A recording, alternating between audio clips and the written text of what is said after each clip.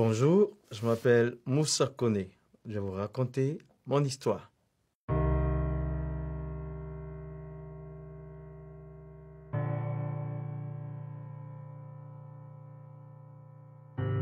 Mon père était un imam, mon grand-père était un imam, et moi j'ai été imam pendant 10 ans. J'étais l'assistant de mon père, qui était un missionnaire de l'islam. Et c'est lui qui m'a formé, m'a enseigné le Coran, et j'ai fini de lire les 114 chapitres pendant 5 ans, et on est revenu pour faire le tafsir, le sens de chaque mot, pendant 5 autres années. Et donc, mon père était pour moi un héros, je voulais lui ressembler, être un imam comme mon père, être un imam comme mon grand-père. Alors, il y avait cette question que j'ai posée à mon père.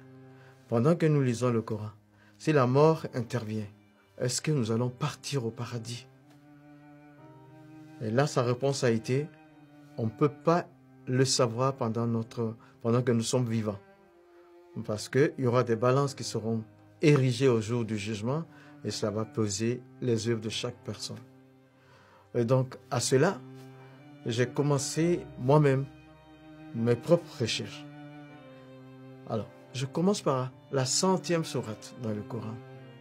À partir du verset 3, il dit « Inna lisan li rabihe la kanudun, wa innahu ala zalika la shahidun, wa innahu li hubli khairi la shadidun. » C'est-à-dire, l'homme est ingrat envers son Seigneur et il est témoin de son ingratitude. Le Coran veut dire que tous sont pécheurs, tous les humains pêchent. Après la 101e sourate dit « Fa'amaman sakulati mawazinuhu fahuwa fi shati radiyati. Wa amaman kafati mawazinuhu fa umuhu khawiyati. Wa ma adirika ma khiyaha nar khamiyat. » C'est-à-dire, si tes œuvres bonnes surpassent le péché, tu vas au paradis, mais si c'est l'inverse, tu vas en enfer. Alors j'ai commencé à réfléchir. La 100e sourate me dit que je suis pécheur et la 101e sourate me dit que je dois avoir plus de bonnes actions que de péchés. J'avais 35 ans, je ne connaissais pas le nombre de mes actions, ni bonnes ni mauvaises. Logiquement, je ne pouvais pas savoir mon séjour dans l'au-delà, ce qui m'attristait beaucoup. Et dans mes recherches, j'ai aussi découvert la personne de Jésus dans le Coran. Je le découvre d'abord avec des titres. Dans la 4e sourate, verset 171, il y a 3 titres au moins. Il y a Al-Masih, le Messie. Il y a Ruhullah, l'Esprit de Dieu. Il y a Kalimatullah, la parole de Dieu. Je suis donc le Messie, la parole de Dieu, l'Esprit de Dieu. Ensuite, je découvre que Jésus n'a jamais péché. Il n'a pas péché dans le Coran. Mais par contre, j'ai découvert les péchés des autres prophètes. Alors, le prophète de l'islam, 48e sourate, versets 1 et 2.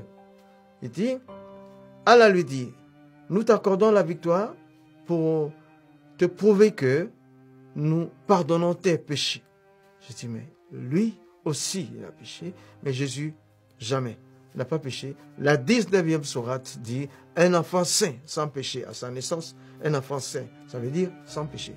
Alors, je découvre après que Jésus a été crucifié, mais la sourate 4 d'abord, au verset 156 et 158, rejette la crucifixion de Jésus. Et ces versets disent que quelqu'un d'autre a été crucifié à sa place. Mais par contre, la 3e sourate, le verset 55, un dialogue entre Allah et son prophète Jésus, dans le Coran, il dit, Izikalallah, Allah dit, Ya Isa, toi Jésus, Inni mutawafika, je te fais mourir, wa rafiuka, et je te lève à moi. Inni mutawafika, je te fais mourir, wa rafiuka, je te lève à moi. Il dit, quand un mort est élevé, c'est qu'il est ressuscité. Les deux verbes, mourir et ressusciter et élever, sont collés par une conjonction. Ça veut dire Jésus est mort et ressuscité. Mais moi, je voulais savoir de quelle mort il est mort. Et je prends donc le verbe qui a été traduit en français, mourir. Tawafa est le verbe là. Tawafa, la première interprétation donne mort violente. La crucifixion est une mort violente. Deuxième interprétation, mourir pour atteindre un but. C'était le cas pour la crucifixion. La troisième interprétation, c'est mourir pour payer une dette. Ce qui veut dire la crucifixion. Donc j'ai compris que Jésus est mort par crucifixion et ressuscité. Maintenant, après tout ça, j'avais une décision à prendre. Je suis allé donc dans ma cabine, sachant que je ne pouvais pas de moi-même, je ne voulais pas quitté l'islam, mais je n'étais pas sauvé dans l'islam, dans le Coran. Donc, j'ai vu Jésus qui est au-dessus des autres. En ce moment-là, je devais prendre une décision. Mais j'ai interrogé Dieu. Je dis, je suis le 14e imam depuis la génération de mon père. Et là, je sens que je ne suis pas sauvé. Je ne peux pas continuer à prier comme musulman, mais je ne peux pas devenir chrétien aussi. Comme tu es Dieu, décide ce que tu veux. C'est en ce moment-là que, dans ma cabine, j'avais éteint la lumière. Et pendant que je m'apprêtais à dormir, il y a eu une autre lumière qui s'est faite et une personne était présente avec moi dans le bateau.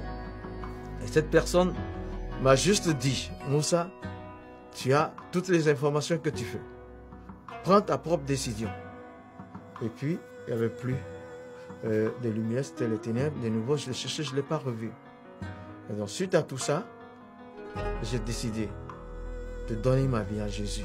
Parce que dans l'islam, selon le Coran, je n'étais pas sauvé. Et Jésus a des titres au-dessus des autres. Il n'a jamais péché. J'ai donc donné ma vie à Jésus en 1987. Et toi qui m'écoutes,